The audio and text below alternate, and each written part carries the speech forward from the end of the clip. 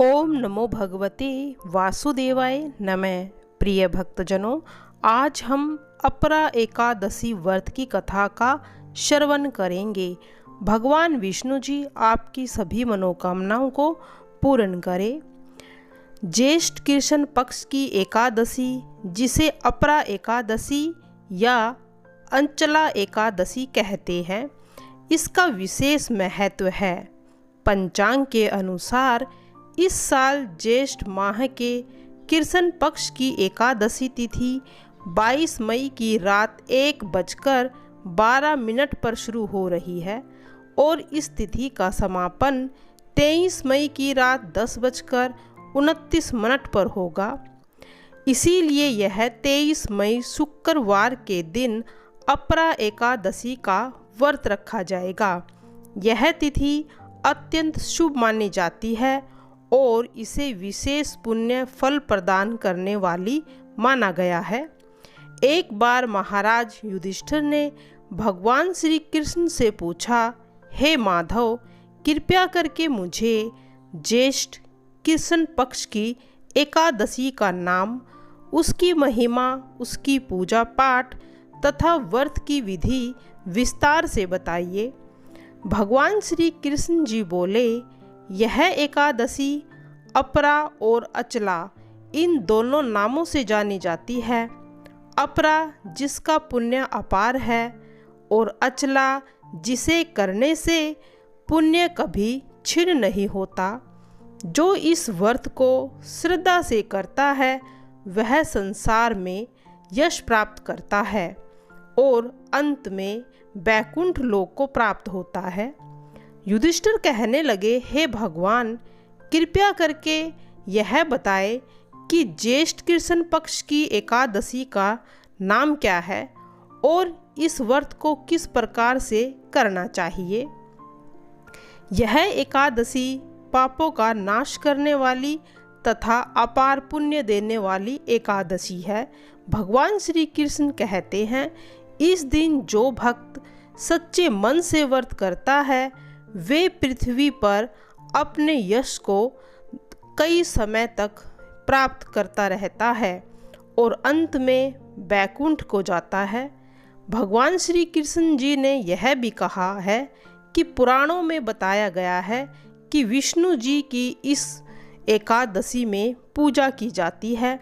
जो व्यक्ति इस दिन व्रत रखता है वह ब्रह्म हत्या और झूठ बोलना, झूठी गवाही देना आदि सारे पापों से बच जाता है। उसके सभी पाप नष्ट हो जाते हैं और उसे पुण्य की प्राप्ति होती है। कहते हैं, जो फल तीनों पुष्कर में कार्तिक पूर्णिमा को स्नान करने से प्राप्त होता है और मकर संक्रांति पर प्रयागराज में स्नान करने से होता है, वह इस व्रत को धारण करने से होता है। यह व्रत पाप रूपी वृक्ष को काटने के लिए एक कुल्हाड़ी का काम करता है, जो पाप रूपी अंधकार को दूर करके आदमी के जीवन में एक प्रकाश की ज्योति को उत्पन्न करता है। तो मनुष्य को इस व्रत को अवश्य करना चाहिए। अब सुनेंगे अपरा एकादशी की कथा कि प्राचीन काल में महीध्वज नाम का एक धर्मात्मा राजा था। वह सत्यवादी, प्रजापालक और धार्मिक स्वभाव का था, लेकिन उसका छोटा भाई वज्रध्वज क्रूर, अधर्मी और अत्यंत ईर्ष्यालु था। वह अपने बड़े भाई से द्वेष करता था और एक दिन उसने छल पूर्वक उसकी हत्या कर दी। राजा महीध्वज के शव को एक घने जंगल में एक पीपल के वृक्ष के नीचे गाड़ दिया। उस अकाल मृत्यु के कारण राजा की आत्मा प्रेत योनि में चली गई और वह पीपल के वृक्ष पर निवास करने लगी। वहाँ से वह राहगीरों को डराता, उत्पात मचाता था। वर्षों तक यह स्थिति बनी रही, जब तक कि एक दिन महान तपस्वी ऋषि धौम्य उस वन में से गुजरे। उन्होंने अपने तपोबल से उस प्रेत की पीड़ा और उसका अतीत जान लिया। वह जान गए कि यह आत्मा राजा महिध्वज की है, जो अपने छोटे भाई के पाप का शिकार हुई है। ऋषि धौम्य ने उस आत्मा से संवाद किया और उसे सांत्वना दी। उन्होंने उसे परलोक विद्या का उपदेश दिया और कहा, हे आत्मा, तू इस योनि से सब तभी मुक्त हो पाएगा जब किसी पुण्य आत्मा का वर्त फल तुझे अर्पित किया जाएगा। तब उस करुणामयी ऋषि ने स्वयं अपरा एकादशी का व्रत किया और उसका समस्त पुण्य राजा को अर्पित कर दिया। जैसे ही व्रत का पुण्य राजा को प्राप्त हुआ, दिव्य प्रकाश प्रकट हुआ और वह प्रेत योनि से मुक्त हुआ। उसने दिव्य देह धारण की और सर्व निर्मित पुष्प विमान में बैठकर स्वर्ग की ओर प्रस्थान किया। जाते जाते उसने ऋषि को धन्यवाद किया और कहा, हे मुनिवर, आपने मुझे अधोगति से बचाया है। मैं सदैव आपका ऋणी रहूँगा। भगवान श्री कृष्ण बोले, हे युधिष्ठिर, इस व्रत को जो श्रद्धा से करता है या इसकी कथा को भावपूर्वक सुनता है या पढ़ता है, वह समस्त पापों से मुक्त हो जाता है और अंत में भगवान विष्णु के परम धाम को प्राप्त करता है। अपरा एकादशी के पश्चात ज्येष्ठ मास के शुक्ल पक्ष की अगली एकादशी आती है, जिसे निर्जला एकादशी कहा जाता है। यह एकादशी भी अत्यंत पुण्यदायी मानी जाती है, परंतु अपरा एकादशी अपने आप में समस्त पापों के नाश की कुंजी है और इस कथा को पढ़ने और श्रवण करने से मात्र से व्यक्ति को अपार पुण्य की प्राप्ति होती है तथा उसके सभी करे हुए जो पाप हैं वह समाप्त हो जाते हैं।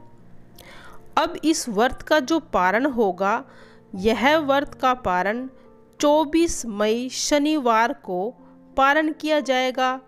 जो व्रत का पारण का समय है 6:01 से सुबह 8:29 तक रहेगा। अपरा एकादशी के दिन वामन भगवान की पूजा करने से व्यक्ति को सभी पापों से मुक्ति मिलती है। तो अब हम भगवान विष्णु के वामन अवतार की कथा को भी सुनेंगे। वामन अवतार भगवान विष्णु का 5वां अवतार है, जो त्रेता युग में हुआ था। इस अवतार में भगवान विष्णु ने एक बोने ब्राह्मण वामन का रूप धारण किया था। यह अवतार असुर राज बलि के अहंकार को समाप्त करने और तीनों लोकों में धर्म की स्थापना के उद्देश्य से हुआ था। दैत्यों का राजा बलि प्रहलाद के पौत्र और वीरलोचन के पुत्र थे। वे अत्यंत बलशाली, विद्वान और विष्णु भक्त थे। उन्होंने कठिन तपस्या और यज्ञों के माध्यम से देवलोक पर विजय प्राप्त कर ली थी। देवराज इंद्र सहित अन्य देवता पराजित होकर स्वर्ग से निष्कासित हो गए। असुर राजा बलि की प्रसिद्धि और शक्ति निरंतर बढ़ती जा रही थी। बलि ने महर्षि भृगु के वंशज शुक्राचार्य को अपना गुरु बनाया और उनके निर्देशन में एक विशाल अश्वमेध यज्ञ का आयोजन किया था।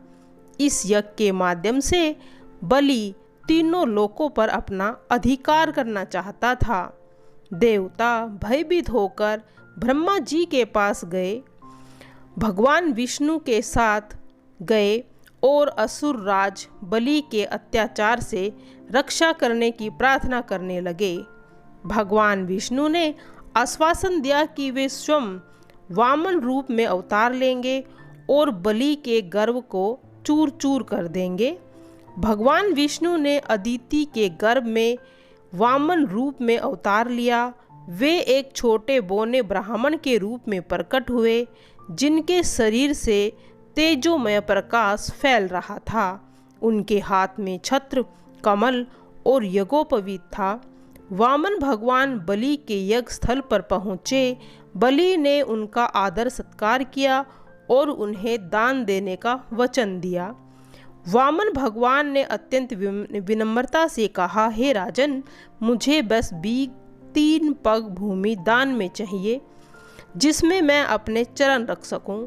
बलि ने यह देखकर कि वामन केवल 3 पग भूमि मांग रहा है, हंसते हुए तुरंत वचन दे दिए। मगर गुरु शुक्राचार्य ने बलि को चेताया कि यह कोई साधारण ब्राह्मण नहीं है, स्वयं भगवान विष्णु है। मगर बलि ने अपने वचन का पालन करने का निर्णय लिया। जैसे ही बलि ने दान का वचन दिया, वामन भगवान का आकार बढ़ने लगा। वे विशाल रूप धारण कर त्रिविक्रम बन गए। उन्होंने पहले पग के संपूर्ण पृथ्वी को नापा, दूसरे पग में आकाश को, तीसरे पग पर रखने के लिए कोई स्थान नहीं बचा। भगवान ने बलि से पूछा, अब तीसरा पग कहाँ रखूं? बलि ने विनम्रता से अपना सिर झुकाया और कहा, भगवान, तीसरा पग मेरे सिर पर रखिए। भगवान ने तीसरा पैर बलि के सिर पर रखकर उसे पाताल लोक भेज दिया, किंतु उसके दान और भक्ति से प्रसन्न होकर वरदान दिया कि वह पाताल लोक का राजा रहेगा और प्रत्येक युग में एक दिन के लिए धरती पर शासन करेगा, जिसे हम बलि प्रतिपदा कहते हैं। वामन अवतार हमें यह सिखाता है कि अहंकार कितना भी बड़ा क्यों न हो, धर्म और विनम्रता के आगे झुकना पड़ता है। भगवान विष्णु ने बलि की परीक्षा ली, लेकिन उसकी दानशीलता और भक्ति से प्रसन्न होकर उसे अमृता का आशीर्वाद भी दिया। बोलिए जय भगवान नारायण की जय। प्रिय भक्तजनों, कहा जाता है एकादशी के दिन तुलसी माता की कथा जरूर सुननी चाहिए। तो आइए सुनते हैं तुलसी माता की कथा। माता तुलसी का असली नाम वृंदा था। उसका जन्म राक्षस कुल में हुआ था, लेकिन वह श्री हरि विष्णु की परम भक्त थी। वृंदा जब बड़ी हुई तो उनका विवाह जलंधर नामक असुर से करा दिया गया। वृंदा भगवान विष्णु की परम भक्त तो थी ही, साथ ही वह पतिव्रता स्त्री भी थी। उनकी भक्ति और पूजा के कारण उनका पति जलंधर अजय होता गया और इसके चलते उसे अपनी शक्तियों पर अभिमान हो गया और उसने स्वर्ग पर आक्रमण कर देव कन्याओं को अपने अधिकार में ले लिया। इससे क्रोधित होकर सभी देव भगवान श्री विष्णु की शरण में गए और जलंधर के आतंक का अंत करने की प्रार्थना करने लगे। परंतु जलंधर का अंत करने के लिए सबसे पहले उनकी पत्नी वृंदा का अस्तित्व भंग करना अनिवार्य था।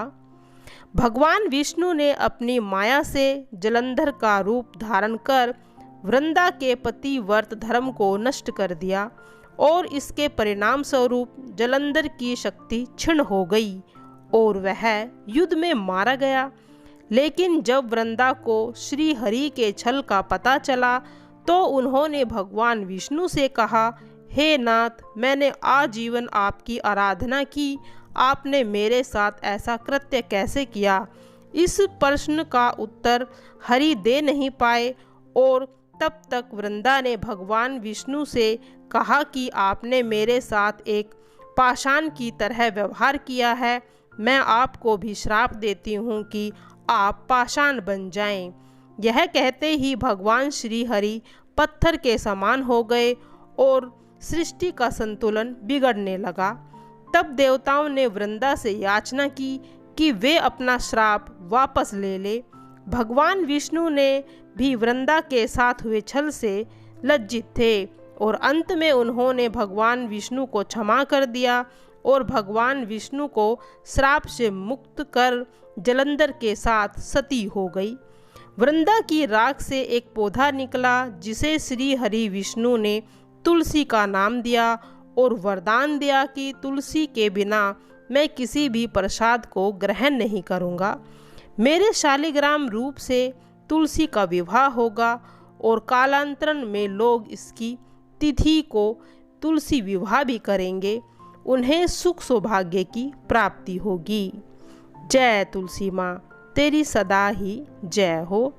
जय विष्णु जी भगवान, तेरी सदा ही जय हो।